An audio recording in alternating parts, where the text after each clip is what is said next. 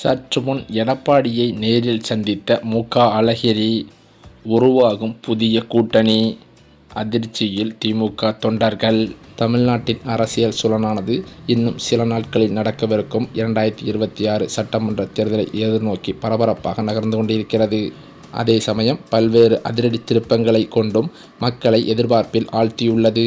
தமிழ்நாட்டின் சட்டமன்ற தேர்தல் நெருங்கி வரும் நிலையில் தமிழக வெற்றிக் கழக தலைவர் நடிகர் விஜய் கூட்டணி அரசியல் குறித்து தீவிரமாக யோசித்து வருகிறாராம்.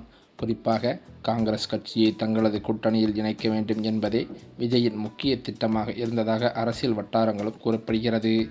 திமுக கூட்டணியில் இருந்து காங்கிரஸ் விலகி தவேகாவுடன் இணைய வாய்ப்பு இருப்பதாக விஜய்க்கு நெருங்கிய நிர்வாகிகள் நம்பிக்கை அளித்திருந்ததாகவும் தகவல்களும் வெளியாகி வந்தது.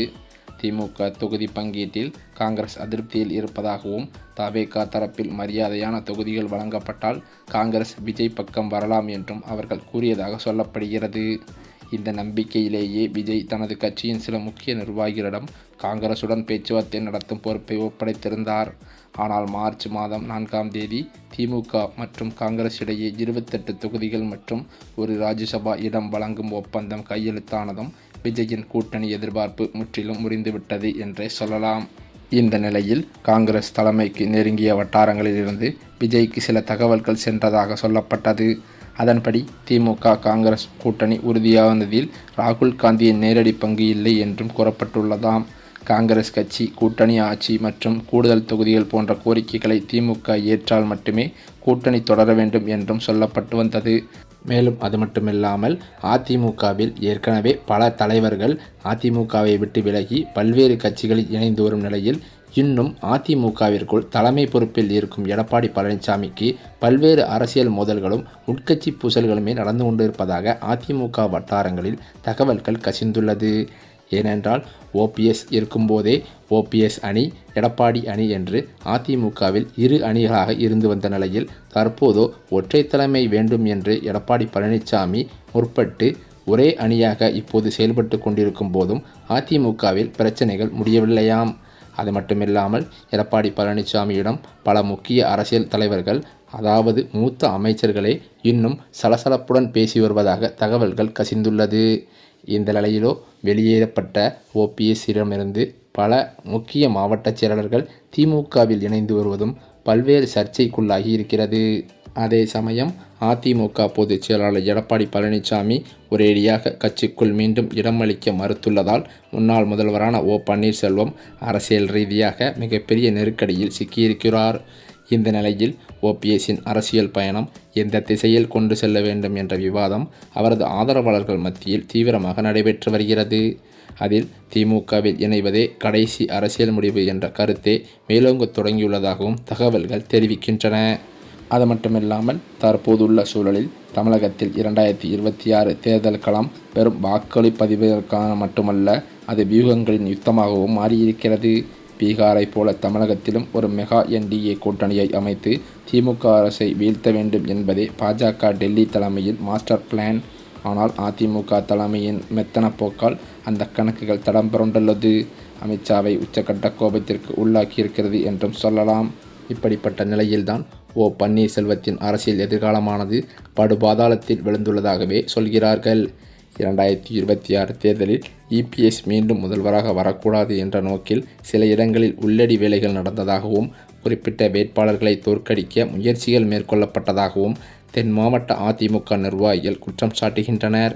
இதனால்தான் தேர்தல் முடிந்தவுடன் ஒற்றை தலைமையாக இபிஎஸ் என்ற கோஷம் தென் மாவட்டங்களில் முதலில் எழுந்ததாகவும் அதன் தொடர்ச்சியாகவே ஓபிஎஸ் கட்சிக்குள் உரங்கட்டப்பட்டதாகவும் அவர்கள் கூறி வருகின்றனர்.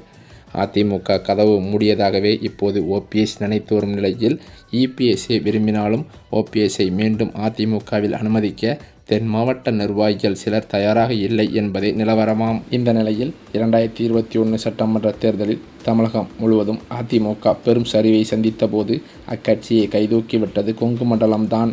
44 இடங்களில் அதிமுக வென்றதற்கு சாணக்கியராக செயல்பட்டவர் முன்னாள் அமைச்சர் எஸ்பி வேலுமணி. திராவிட ஆளுமைகளான கருணாநிதி ஜெயலலிதா இல்லாத சூழலிலும் குங்குக்கோட்டையை தன் கட்டுக்கோப்பான நிர்வாகத்தால் கட்டி காத்தவர். அனைவரையும் அனுசரித்து செல்லும் இவரின் அணுகுமுறைதான் இன்றும் கொங்கு பகுதியில் அதிமுகவின் உயிர்நாடியாகவே பார்க்கப்படுகிறது.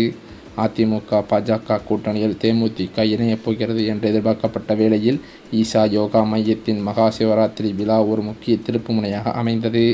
அங்கு எஸ்பி வேலுமணியுடன் பிரேமலதா விஜயகாந்த் ஒரே மேடையில் காணப்பட்டது கோவை ஆபரேஷன் கச்சிதமாக முடிந்துவிட்டது என்று அனைவரையும் நம்ப வைத்தது.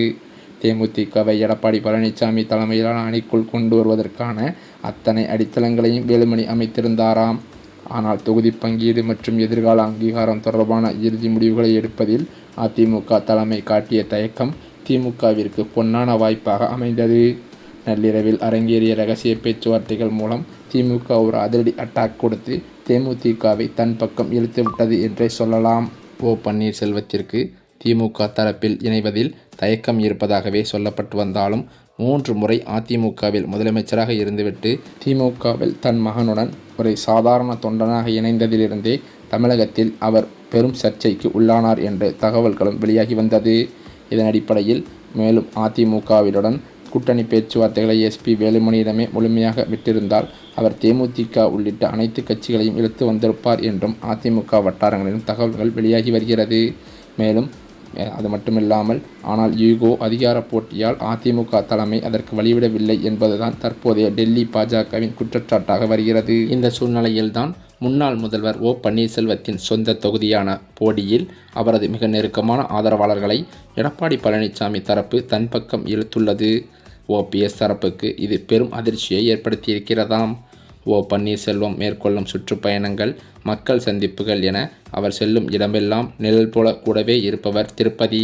ஓபிஎஸ்ஸின் தீவிர விசுவாசியாக கருதப்பட்ட இவர் சமீபத்தில் ஓபிஎஸ் தலைமையில் நடைபெற்ற ஆலோசனை கூட்டத்திலும் கலந்து கொண்டிருந்தாராம். இந்த நிலையில் ஓபிஎஸ்ஸின் தீவிர ஆதரவாளரான திருப்பதி திடீரென தனது நிலைப்பாட்டை மாற்றிக்கொண்டு திமுகவில் இணைந்திருப்பது, அது மட்டுமில்லாமல் அவர் தலைமையில் சுமார் 400 பேருடன் ஸ்டாலினை நேரில் சந்தித்து திமுகவில் இணைந்திருப்பது பெரும் அதிர்ச்சியை ஏற்படுத்தியுள்ளது. இது தென் மாவட்டங்களில் பெரும் அதிர்வலைகளை ஏற்படுத்தும் என்றும் கூறுகிறார்கள். ஒற்றை தலைமையான எடப்பாடி பழனிசாமிக்கு பல்வேறு புகார்கள் வந்துள்ளதாக சொல்லப்படுகிறது. இதன் அடிப்படையில் என்னவென்று பார்த்தால் அதிகார மோதல்களாகவும் வருகின்ற சட்டமன்ற தேர்தலில் தொகுதி பங்கீடு காரணமாகவும் உள்கட்சி பூசல் நடந்துள்ளதாக தகவல்கள் கசிந்துள்ளது. இதன் அடிப்படையில் தற்போது எடப்பாடி பழனிசாமியிடம் கடும் மோதலில் ஈடுபட்டதாக அமைச்சர் வட்டாரங்கள் தகவல்கள் கசிந்திருக்கிறது. இது பேரதிர்ச்சியை ஏற்படுத்தியது மட்டுமில்லாமல் தொண்டர்களிடையே பல மோதல்களை ஏற்படுத்தியுள்ளதாம். இந்த சூழ்நிலையில்தான் நேற்றைய தினம் சட்டப்பேரவையில் ஓபிஎஸ் ஆதரவு எம்எல்ஏவான ஐயப்பன் அவர்கள் வரும் காலத்தில் வருகின்ற சட்டமன்ற தேர்தலில் புரட்சித் தலைவர் எம்ஜிஆர் ஆசியோடும் புரட்சித் தலைவி அம்மா அவர்களின் ஆசியோடும் முதல்வர் மு.க. ஸ்டாலின் அவர்கள்தான் மீண்டும் முதல்வராக பதவியேற்பார் என்று சட்டப்பேரவையில் பேசியது பெரும் பரபரப்பையும் சர்ச்சையாகவும் மாறியது. அதனைத் தொடர்ந்து ஓபிஎஸ் அவர்கள் திமுகவில் இணைந்ததும் தமிழக அரசியலில் பெரிய அதிரடி திருப்பத்தை காண்பித்தது. இதனைத் தொடர்ந்துதான் அதிமுகவிலிருந்து மேலும் ஒரு முக்கிய புள்ளியானது திமுகவிற்கு நகர இருப்பதாக அதிர்ச்சி தகவல்கள் பரவி வருகிறது. இதன் காரணத்தினால் அதிமுக மட்டுமல்லாது பாஜக தொண்டர்களும் பேரதிர்ச்சியில் ஆழ்ந்துள்ளார்களாம். இப்படிப்பட்ட சூழ்நிலையிலோ கருணாநிதியின் மூத்த மகனான மு.க. அழகிரி அவர்கள் அதிமுகவில் அதாவது எடப்பாடியுடன் கூட்டணி வைக்க முடிவெடுத்ததாக அதிர்ச்சி தகவல்கள் பரவி வருகிறது.